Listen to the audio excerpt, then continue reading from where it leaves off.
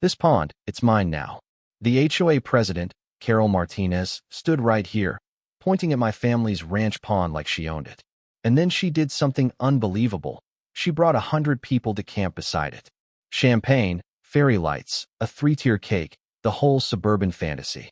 But she made one small mistake, a colossal, life-altering error in judgment. She picked the wrong pond. See, when you run 50 bulls and horses, when you run a ranch that's been operating on the same land for a century, waste has to go somewhere. And on a century-old ranch, things flow in ways city folks, especially high-maintenance HOA presidents, don't expect. What happened next made headlines 3 states over. Think your HOA is bad? Drop your state below. This story will make yours look tame. It all started on a Tuesday morning when I found a letter in my mailbox. Typed on Meadowbrook HOA letterhead, so crisp you could cut yourself on it. Dear Mr. Thompson, it read, the Meadowbrook Homeowners Association requests your cooperation in sharing usage of the water feature adjacent to our property line for the beautification of our community. I had to read it 3 times before the sheer, breathtaking audacity really sank in. Water feature. That was my pond, built by my grandfather's own hands, sitting on land my family had owned since before these McMansions were even a gleam in some developer's eye. I was still shaking my head, trying to process the level of delusion, when I heard the click-clack of high heels on my gravel driveway. There she was, Carol Martinez, HOA president, marching toward me like she was reclaiming occupied territory. She carried a clipboard in one hand and a measuring tape in the other, wearing a white pantsuit so pristine it looked like she'd never encountered actual dirt in her life. The universe, though, has a sense of humor.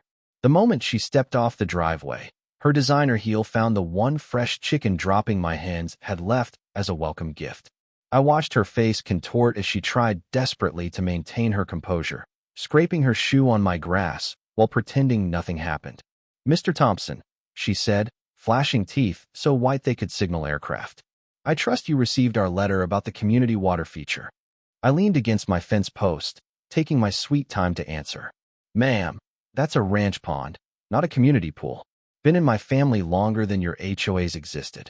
She laughed, the kind of dismissive laugh that said she wasn't used to hearing the word no. Oh, I think you'll find that natural resources benefit everyone. Your pond would look so much better with a fountain, some benches, maybe a gazebo, and of course, without all the rural elements. By rural elements, I knew she meant me. She meant my faded jeans, my working boots, my cattle, and my life. The pond stays as is, I said simply. It's part of a working ranch. Carol's smile tightened like a guitar string about to snap. I need to speak to your manager, she said, then caught herself. Oh wait, you don't have one. How quaint. She pulled out her measuring tape and actually started measuring the distance from my fence to the water's edge, jotting notes on her clipboard like she was surveying her own property. You know, she said, not looking up. I grew up next to a ranch. I know all about the smells, the noise, the unpleasantness. That's why I worked so hard to get where I am today, to get away from all that. But this pond, it's different. It's beautiful. Wasted on. She gestured vaguely at my work boots. All this.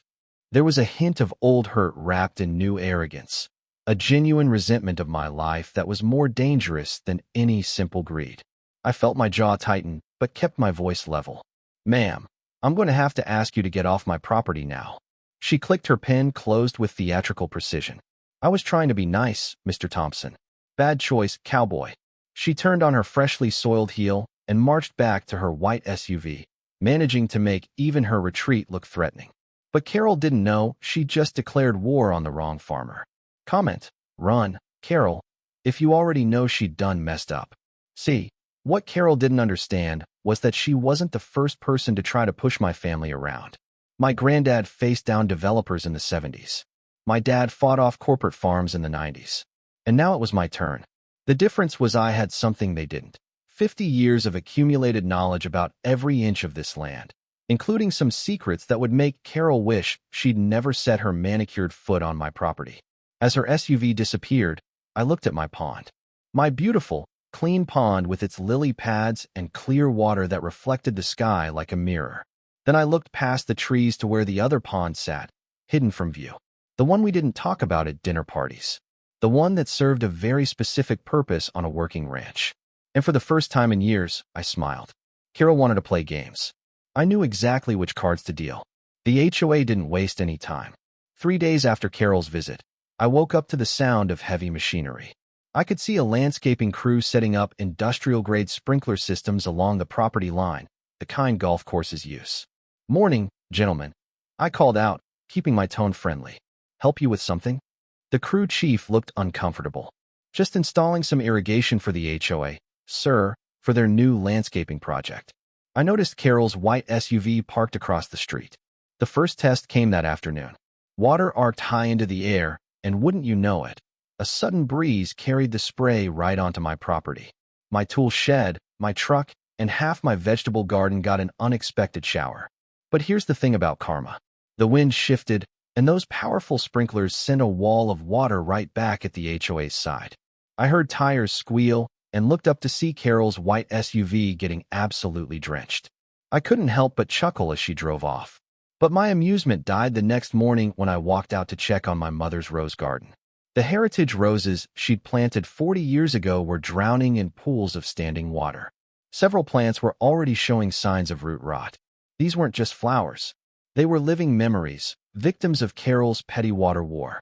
I knelt in the mud, trying to save what I could, my hands black with soil as I dug drainage channels. That's when I found it. A piece of old paper, laminated and buried near the largest rose bush. Part of a blueprint, it looked like, with my grandfather's meticulous handwriting in the margins. Tom Bradley appeared at my fence line, coffee mug in hand. At 70 years old, Tom was one of the original residents. He'd known my grandfather. "Rough morning, son," he said, watching me work. "Heard about the new sprinkler system. Carol's idea, no doubt." I showed him the damaged roses and his face darkened. "Your mother would be heartbroken." He paused. "You got that look, Liam? Same look your granddad had when the county tried to force that highway through here. What are you thinking?" I held up the piece of blueprint I'd found. "I'm thinking Granddad might have left me more than just land and memories." Tom leaned closer. "Is that what I think it is?" Before I could answer, he turned serious. "Carol's been pushing people around for 5 years now. Made me cut down my apple tree because it was attracting bees. Like bees are a bad thing. I spent the rest of the day trying to salvage the roses. The quote was $3,000 to restore the heritage garden. $3,000 I didn't have for damage I didn't cause. As the sun set, I sat on my porch, that piece of blueprint in my hands. It showed part of a water system, pipes and valves, dated 1968. I was sure there was more. That night, I made a decision. Carol wanted to play water games. Fine, but she'd picked the wrong pond to mess with. Tone becomes insightful, slightly technical, building anticipation. The thing about old farms is they're full of secrets. Drainage systems, underground pipes, connections that aren't on any modern survey. My grandfather had built this place when regulations were different. Tomorrow, I'd start looking for the rest of those blueprints, because something told me Granddad had prepared for this exact situation. That evening, Carol posted on her social media page a photo of my pond, future site of Meadowbrook Community Pool, making our neighborhood beautiful, one improvement at a time. Tom showed me the post the next morning. "She's already claiming victory." We stood by my fence. 3 generations of Thompson kids had learned to swim in that water. Now Carol wanted to turn those memories into some kind of suburban water feature. "You know what you ought to do?" Tom said suddenly. "Give her exactly what she deserves. Let her and her fancy friends find out what ranch life really smells like." I let out a long sigh. "Can't do it, Tom." "Why the hell not?" "It's your pond." "Because that's the clean pond. Spring-fed, filtered through limestone, probably the cleanest water in the county." Tom's coffee mug stopped halfway to his mouth. "Wait, what?" I pointed past the cottonwood trees. "The waste pond is way over there, behind those trees. That's where all the runoff from the barn and pastures goes. This one," I gestured at the pretty pond Carol coveted. "This one's cleaner than her bottled water." The waste pond collected runoff from 50 head of cattle and a dozen horses. The smell alone on a hot day could peel paint. I pulled out the piece of blueprint. Granddad was smarter than people gave him credit for. This shows part of an overflow system connects the 2 ponds underground. Tom studied the faded lines. "Emergency drainage," he murmured. "In case of flooding." "Brilliant. There's an intake valve down there," I said quietly. sealed for 50 years. Tom looked at me, and I saw the fighter he must have been. If you got a way to teach her a lesson, legal-like, I won't say a word against it. As if summoned, a courier arrived with an envelope bearing the HOA seal. Moonlight soiree by the pond. Carol had even included a little map showing where to park on my access road. She wasn't just planning a party. She was staging a coup, trying to establish precedent for community use of my land. I looked at Tom, then at the pond where that hidden valve waited. She's actually throwing a party, I said, at my pond that she doesn't own. Tom snorted. Woman's got balls. I folded the invitation. You know what? I think I'll let her have her party. Seems only neighborly. Tom's eyes narrowed. You're up to something. I smiled. Granddad always said this land would take care of us if we took care of it. Maybe it's time to test that theory. 3 hours before the party. That's when everything started falling into place. I had spent the week searching, and finally, in a dusty box marked farm infrastructure, I found the complete blueprints. There it was, drawn in Granddad's meticulous hand. Emergency overflow system to prevent flooding during heavy rains. Test valve annually. Another note. Only open during rain forecast for pressure equalization. I checked my weather app's 70% chance of thunderstorms tonight. Perfect. The old valve was exactly where the blueprint indicated. Rust flaked off under my fingers as I gripped the brass wheel. This wasn't about revenge, I told myself. This was about testing a 50-year-old safety system during appropriate weather conditions. Completely legal, completely necessary. Meanwhile, Carol's party preparations were in full swing. I could hear the bustle of activity. Carol herself was live-streaming the setup. We're transforming this neglected eyesore into paradise, she gushed. The first guests started arriving as the sun touched the horizon.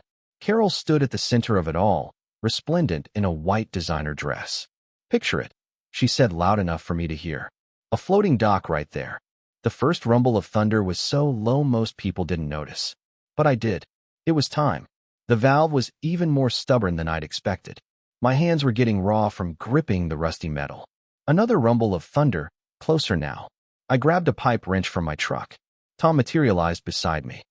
Need a hand. Together, we pulled. The combined weight of our effort making the valve groan. Something deep in the mechanism gave way with a crack.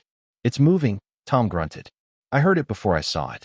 A gurgling, rumbling sound from deep underground. The pipe was open.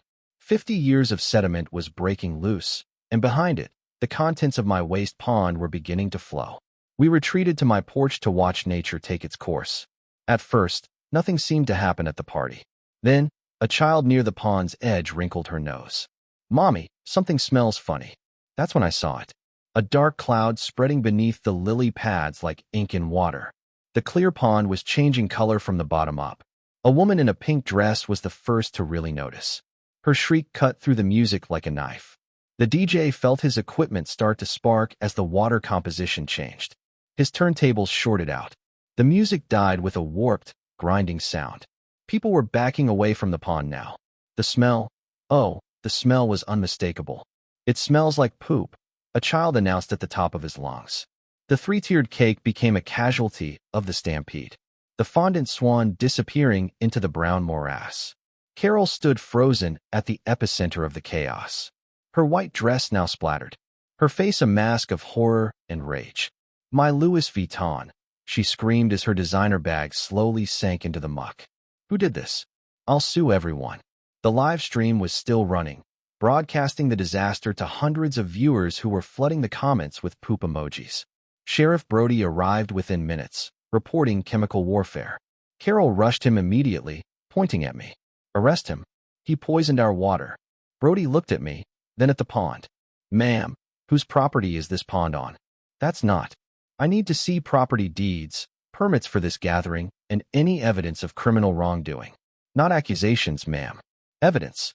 The rain started then. Fat drops that sent the remaining party guests scurrying for their cars. The next morning, Carol arrived with 3 septic pump trucks. I'm cleaning up your mess, she announced. My lawyer says I can put a lien on your property for the cleanup costs. I stepped down from my porch. That's private property you're planning to pump, ma'am. You need my permission to access it. The lead driver, Rex, shifted uncomfortably. Ma'am, we can't pump without the owner's consent. That's theft of services. Carol tried to bribe him, but Rex stood firm. As the trucks rumbled away, Carol's composure finally cracked. "You think you're so clever," she hissed at me. "But I've called an emergency HOA meeting. You're going to lose everything." Tom had gone inside the meeting as my eyes and ears. The texts flew. Henderson just stood up. Henderson told her to sit down. Crowd gasping. Henderson now listing every overreach Carol's done. The apple tree, Johnson's garden. People are getting angry. Henderson just called for vote of no confidence. Vote is legal. This is insane. The vote passed, 47-12. But Carol wasn't done. She proceeded with the lawsuit. The next morning, Sheriff Brody showed up with official papers. "Cease and desist order," he said apologetically. "Can't use any water from either pond until the environmental assessment is complete." Judge's orders. Without water access, I'd have to truck in water for the cattle at enormous expense. The heritage roses would die. I pulled out my phone and scrolled to a number I'd never used, but always kept. "Andy Abernathy, this is Liam Thompson, Frank's grandson. Well, been wondering when I'd hear from you. What's the trouble?" When I finished, he chuckled. "Environmental terrorism over a pond overflow. Tell me, does the 1968 infrastructure plan still exist?" "Yes, sir. I have it right here." "Then I'll see you tomorrow.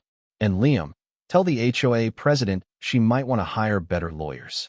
The law offices were all glass and chrome. Carol had assembled her legal dream team. Abernathy walked in. His eyes were sharp as surgical instruments. Brennan launched into his opening statement. "Mr. Thompson deliberately contaminated a water source. This is criminal negligence at best, environmental terrorism at worst." Abernathy listened. "Fascinating theory, counselor. Tell me, have you reviewed the county planning documents for this property?" He reached into his briefcase and withdrew a rolled document. March 15, 1968. County Ordinance 68-1422. This is the approved water management plan for the Thompson Ranch, filed with the county and signed by the county commissioner, the water board director, and interestingly enough, myself as assistant county attorney. The room was silent. "Please observe Section 4, subsection C." Abernathy continued. "Emergency overflow system. Testing required during appropriate weather conditions." He looked up. "Tell me, Mr. Brennan, what was the weather forecast for the night in question?" 70% chance of thunderstorms, severe weather warning issued for the county. So, Mr. Thompson was testing a required safety system during exactly the conditions specified in the county ordinance, Abernathy mused. How fascinating that this routine maintenance happened to coincide with an unpermitted gathering on his private property. Carol couldn't contain herself. "Unpermitted? We don't need permits for community events." Abernathy turned to her slowly. "On your property?" "No. But this pond is on Mr. Thompson's property, is it not?" He pulled out the original deed. According to the original deed filed in 1893, the pond is specifically described as stock water for agricultural use. There's no easement for public access. Brennan tried to rally. Regardless of property rights, Mr. Thompson's actions resulted in environmental contamination. Of his own pond, Abernathy interrupted. On his own property where, I should note, your clients were trespassing. Furthermore, he slid another report across the table. Water quality test from this morning. The pond has returned to its baseline state. The contamination was simply organic matter from a working agricultural operation, completely legal under right to farm statutes. The room was dead silent. "What are you proposing, Mr. Abernathy?" Brennan asked carefully. "Your clients publicly apologize for trespassing. Pay for the damage to Mr. Thompson's property, including the destroyed heritage roses and cut fence, and we all walk away. Otherwise, I'll be filing charges for criminal trespass, vandalism, harassment, and defamation." Carol shot to her feet. "This is blackmail. You can't. I've worked too hard to get away from." She stopped abruptly, her mask shattering. "To get away from what, Carol?" Tom asked quietly from the corner. "From the smell of cow? From people like us?" "Yes," she screamed. "Yes, from all of it. From being poor. From being nobody. From having to smell that stench every day of my childhood. I earned better. I deserve better." Abernathy turned to her lawyers. "One more thing. I've been contacted by 47 residents of the Meadowbrook HOA. There will be a special vote next Tuesday, a vote of no confidence. We withdraw all claims," Brennan said formally. As people filed out, Carol remained seated. Tom paused by her chair. You know, Carol, that apple tree you made me cut down, my wife planted it the year before she died. Outside, Abernathy shook my hand. Your grandfather would be proud. He always knew this day might come. He was protecting not just his land, but his family's future. The special HOA meeting the following Tuesday. The vote was unanimous, 47-0. Tom Bradley was elected interim president. 1 month later, my pond was crystal clear again. My mother's heritage roses were blooming more magnificently than ever. Turns out, a little organic fertilizer, properly diluted and applied, works wonders for roses. The SUV was gone from across the street. A for sale sign in the yard. I looked out at the 2 ponds, both exactly where they belonged. My grandfather's voice echoed in my memory. Good fences make good neighbors, but good lawyers make better ones. So tell me, was Carol's motivation true community concern, or was it purely the fear and hatred of her own past, manifesting as destructive control? And what about Andy Abernathy? Is that kind of old-school, meticulous legal preparation the only way to beat modern HOA tyranny? Drop your thoughts, your experiences with power abuse, or your favorite defense attorney names in the comments below. And if this story proves that experience beats enthusiasm, hit the like button and subscribe. Let's see how many people out there know the true meaning of right to farm.